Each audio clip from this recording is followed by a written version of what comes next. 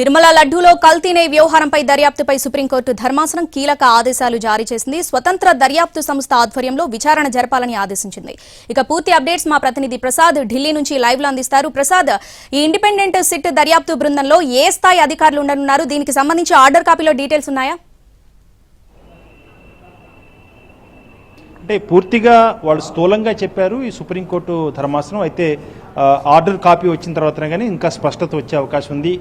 వాస్తవానికి court hearing సందర్భంగా కేసును డిస్పోజ్ చేశారన్నారు. అయితే ఇంకా పెండింగ్లోనే ఉందన్న అంశం ఇప్పుడు ప్రస్తుతం చెప్తున్నారు. కాబట్టి కోర్టు ఆర్డర్ చూసిన తర్వాతనే పూర్తిగా నిజాన్ని ఏ రకంగా స్పష్టంగా తెలిసే అవకాశం ఉంది. ప్రధానంగా ఉన్నటువంటి అంచనాల ప్రకారం సిబిఐ డైరెక్టర్ పర్యవేక్షణ చేస్తారు. ఆ బృందంలో 5 సభ్యుల బృందంలో సిబిఐ అధికారులు, సీనియర్ అధికారులు మాత్రమే ఉంటారు. వాటిని కూడా వాళ్ళకున్నటువంటి అవగాహన దృష్టిలో పెట్టుకొని సరైనటువంటి అధికారులనే, సమర్థులైన అధికారులనే నియామకం చేయడం జరుగుతుంది. కాబట్టి 2 సిబిఐ అధికారులు, మరొక 2 అధికారులు కూడా రాష్ట్ర ప్రభుత్వం ప్రతిపాదిస్తుంది. ఈ మొత్తం 4తో పాటు భారత ఆహార సంరక్షణ సంస్థ, రక్షణ సంస్థ చెందిన ఒక సీనియర్ అధికారి కూడా ఈ బృందంలో ఉంటారు. కాబట్టి మొత్తం 5 సభ్యులతో కూడినటువంటి ఈ బృందానికి సిబిఐ డైరెక్టర్ పర్యవేక్షణ చేస్తారు. ఆయన పర్యవేక్షణలో దర్యాప్తు జరుగుతుంది. ఆ దర్యాప్తు జరిగిన తర్వాత ప్రస్తుతం మనకున్నటువంటి సమాచారం ప్రకారం ఈ నివేదికను సుప్రీంకోర్టుకే తిరిగి అందజేస్తారని తెలుస్తుంది. కాబట్టి ఇంకా దీనిపై ఆర్డర్ చూసిన తర్వాతనే ఏ రకంగా ఉంది. ఎందుకంటే అక్కడ కోర్టు సందర్భంగా చేసినటువంటి వ్యాఖ్యలు కొంత అస్పష్టంగా ఉంది. కాబట్టి ఈ సందర్భంగా మనకి ఈ మొత్తం కేసులో ప్రజా ప్రయోజనాల యాజ్యం పిల్లు వేసినటువంటి తిరుమల తిరుపతి దేవస్థానం మాజీ చైర్మన్ సుబ్బారెడ్డి, అదేవిధంగా ఇప్పుడు ఆయన ప్రస్తుతం రాజ్యసభ సభ్యులుగా ఉన్నారు. ఆయన ఏ రకంగా ఈ సుప్రీంకోర్టు ధర్మాసనం తీసుకున్న నిర్ణయంపై ఆయనటువంటి అభిప్రాయం తెలుసుకుందాం. సార్, ప్రస్తుతానికి సుప్రీంకోర్టు ధర్మాసనం నిర్ణయం తీసుకుంది. ఒక స్వతంత్ర దర్యాప్తు సంస్థ, 2 సిబిఐ అధికారులు, 2 రాష్ట్ర అధికారులు, మరొక భారత ఆహార సంస్థ చెందినటువంటి అధికారి, మొత్తం 5తో ఒక బృందం ఉంటుంది. ఆ బృందానికి పర్యవేక్షణ మాత్రం సిబిఐ డైరెక్టర్. ఈ దర్యాప్తు చేసిన తర్వాత నివేదికను సుప్రీంకోర్టుకి ఇవ్వాల్సి ఉంటుందా, లేకపోతే తదుపరి చర్యలు ఏకాఏకిన ఉంటాయా? కోట్లాది మంది భక్తుల మనోభావాలు దెబ్బతినే విధంగా గతంలో ముఖ్యమంత్రి చంద్రబాబు నాయుడు గారు స్వామివారి ప్రసాదాల్లో కల్తీ జరిగిందని ఆరోపణలు చేయటం జరిగింది. నేను ఆ రోజే చెప్పాను. ఆయన కామెంట్ చేసిన మరుసటి రోజే నేను చెప్పడం జరిగింది మీడియా ద్వారా. మా ప్రభుత్వం అధికారంలో ఉన్నప్పుడు ఇటువంటి అవకతవకలు జరగలేదు. మరీ ముఖ్యంగా నేను చైర్మన్గా ఉన్న 4 ఏళ్లలో ఇటువంటి అవకతవకలు జరగలేదు. దానికి జరగలేదని నేను ప్రమాణం కూడా చేస్తాను. ఆ తర్వాత వచ్చిన కరుణాకర్ రెడ్డి పీరియడ్లో కూడా ఈ ఏదైతే ఏఆర్ డైరీ ప్రొడక్ట్స్ అని కంపెనీ ఉందో, కల్తీ జరిగిన అడల్టెడ్ గీ సప్లై చేశారని నెపం మోపబడిందో, ఆ కంపెనీ నేను చైర్మన్గా ఉన్నప్పుడు కానీ, కరుణాకర్ రెడ్డి చైర్మన్గా ఉన్నప్పుడు కానీ గీ సప్లై చేసిన దాఖలాలే లేవు. ఎలక్షన్స్ ముందు టెండర్స్ ఫైనలైజ్ చేశారు 2-3 నెలల ముందు. ఆ తర్వాత వాళ్ళ ప్రభుత్వం వచ్చినాక గీ సప్లై జరిగింది. ఇటువంటి ఈ కారణాలు ఉన్నాయి. కాబట్టి దీనిపై స్వతంత్ర ఏజెన్సీగా కోర్టు మానిటరింగ్ న్యాయ పరిధిలో, సుప్రీంకోర్టు పరిధిలో ఒక కమిటీని కానీ, సిట్టింగ్ జడ్జి కానీ, రిటైర్డ్ జడ్జి కానీ వేసి దీన్ని పూర్తిగా దర్యాప్తు చేయాల్సిన అవసరం ఉంది. ఎందుకంటే కోట్లాది మంది భక్తుల మనోభావాలు దెబ్బతినే విధంగా ముఖ్యమంత్రి చంద్రబాబు నాయుడు గారు మాట్లాడారు. కాబట్టి దానికి భక్తులకందరికీ తెలియజేసే విధంగా జరగాలంటే సుప్రీంకోర్టు పరిధిలో, న్యాయస్థానం పరిధిలో సుప్రీంకోర్టు జడ్జీలు కానీ, రిటైర్డ్ జడ్జీలు కానీ ఏదైనా కోర్టు మానిటరింగ్ దీని కింద జరగాలని చెప్పి మనం పిటిషన్ వేయటం జరిగింది. ఎందుకంటే మా ప్రభుత్వంపై కాకుండా, మా మీద కాకుండా, మా పార్టీ అధ్యక్షుడు జగన్మోహన్ రెడ్డి గారిపై కూడా నిందలు మోపే కార్యక్రమం చేస్తున్నారు. ఎందుకంటే వాళ్ళు ప్రధానంగా చెప్పింది అదే కదా, గత ప్రభుత్వంలో ఈ అవకతవకలు జరిగినాయి అని చెప్పడం జరిగింది. సో దానికి మేము దీనికి న్యాయం జరగాలి అంటే వెంకటేశ్వర స్వామి ఆశీస్సులతో తప్పకుండా ఈ ఆరోపణలు ఏవైతే ఉన్నాయో అవి నిరాధారం అని ఈ న్యాయస్థానం ఆధీనంలో జరిగే దర్యాప్తులో న్యాయం జరుగుతుందని మేము భావిస్తున్నాం. అంటే ఈ మొత్తం రిపోర్ట్ మళ్ళీ నివేదికను సుప్రీంకోర్టు సమర్పించాలా, లేకపోతే ఏకాఏకిన చర్యలు ఉంటాయా? కోర్టులో జరిగిన దాన్ని బట్టి అయితే రిపోర్ట్ మళ్ళీ కోర్టుకి సబ్మిట్ చేయాలని నేను భావిస్తున్నా. వాస్తవాలు ఆర్డర్స్ వస్తే కానీ, బయటకు వస్తే కానీ సాయంకాలంలోపు పూర్తిగా ఏ విధంగా ఆర్డర్స్ ఉంటాయి అనే దాని మీద సిట్ వరకు సపరేట్ సిట్ వేస్తున్నామని కోర్టులో చెప్పడం జరిగింది. సెంట్రల్ గవర్నమెంట్ నుంచి 2 అధికారులు, స్టేట్ గవర్నమెంట్ నుంచి 2 అధికారులు, ఫుడ్ టెక్నాలజీ నుంచి, ఫుడ్ ఇన్స్టిట్యూట్ నుంచి, దేశవ్యాప్తంగా ఉండే ఫుడ్ భారత ఆహార సేఫ్టీ అండ్ సెక్యూరిటీ రక్షణ శాఖ నుంచి ఒకరు, దానిపై సిబిఐ ఆధ్వర్యంలో సీనియర్ ఆఫీసర్ ఆధ్వర్యంలో ఎంక్వైరీ జరుగుతుందని చెప్పారు.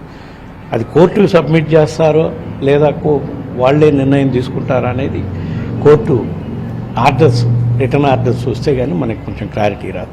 అప్పటి వరకు మనం దాని మీద ఇంతకన్నా ఎక్కువ కామెంట్ చేయడం కూడా బాగుంటుంది. ఎందుకంటే ఈ విషయం కోర్టు పరిధిలో ఉందని నేను భావిస్తున్నాను. సరే, మొత్తం అంటే మీకు ఒక సంతృప్తి కలిగిందా? మొత్తం మీరు అనుకున్న మేరకు ఒక కమిటీ స్వతంత్ర సంస్థ దర్యాప్తు చేయడం అన్నది ఒక మీకు తృప్తికరంగా ఉంది? అత్యున్నత న్యాయస్థానం చెప్పినాక తప్పకుండా న్యాయం జరుగుతుందనే భావిస్తున్నాను నేను. ఆ స్వామి ఆశీస్సులతో తప్పకుండా న్యాయం జరుగుతుంది అని అనిపిస్తుంది. ఇదేదో నా విజయమో వైఎస్ఆర్ కాంగ్రెస్ పార్టీ విజయంగానో నేను భావించట్లా. కోట్లాది మందుల భక్తులకి సంబంధించిన విషయం కాబట్టి తప్పకుండా న్యాయం జరుగుతుందని నేను భావిస్తున్నాను.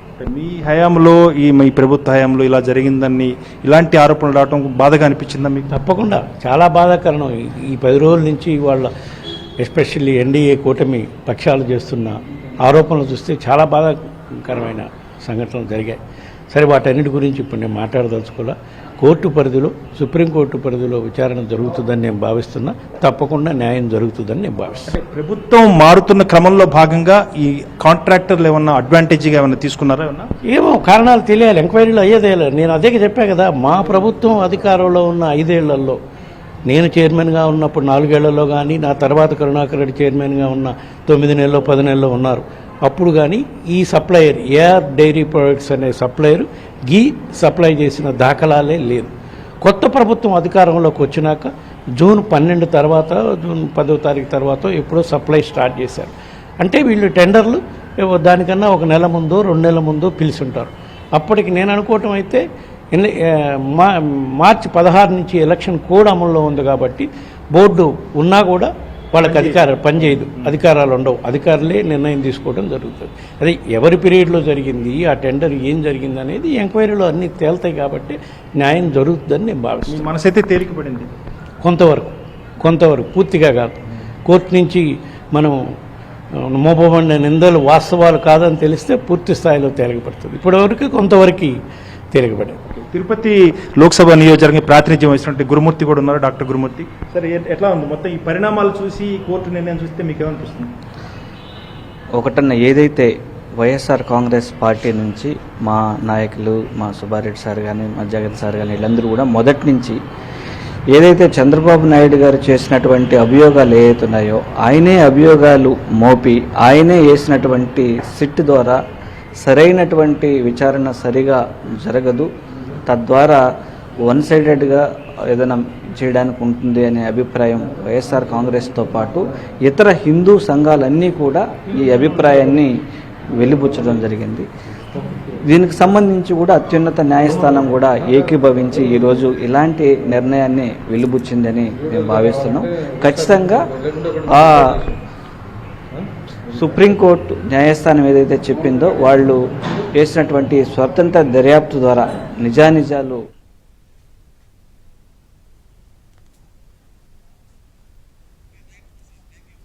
Right Prasad, thanks for the updates.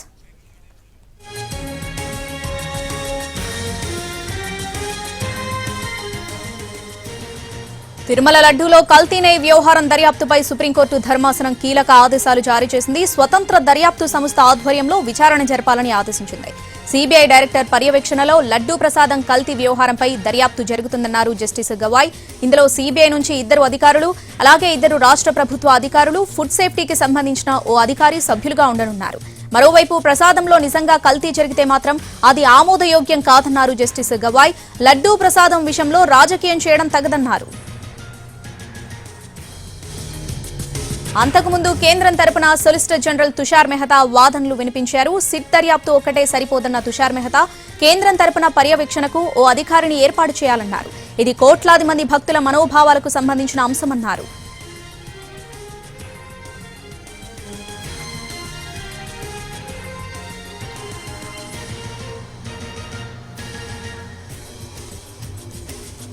Laddu కల్తీ వివాదంలో దర్యాప్తునకు ప్రత్యేక సిట్ ఏర్పాటు చేయడాన్ని టీటీడీ మాజీ చైర్మన్ భూమన కరుణాకర్ రెడ్డి స్వాగతించారు.